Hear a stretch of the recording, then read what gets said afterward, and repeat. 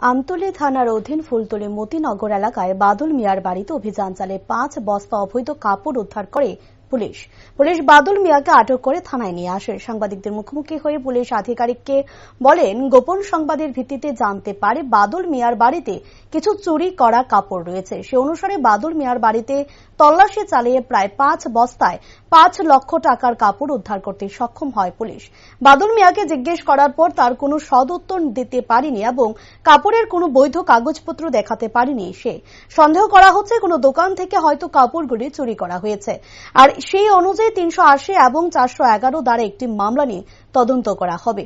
বাদল মিয়ার সাথে অন্য কেউ জড়িত আছে কিনা তা তদন্ত সাপেক্ষে দেখা হবে বলে জানান তিনি।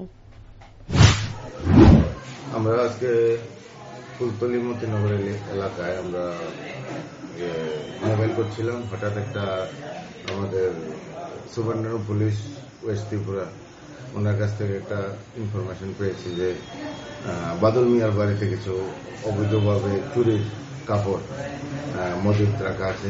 সেই ইনফরমেশন অনুসারে আমরা বাদল মিয়ার বাড়িতে আমরা রেড করি এবং টোটাল 5 বস্তা, যার বাজার মূল্য প্রায় 5 লাখ টাকা হবে, আমরা কাপড় উদ্ধার করেছি। তাকে জিজ্ঞাসাবাদ করার পরে সে কোনো সদুত্তর দিতে পারেনি এবং কাপড়ের কোনো কাগজপত্র দেখাতে পারেনি। তাই আমরা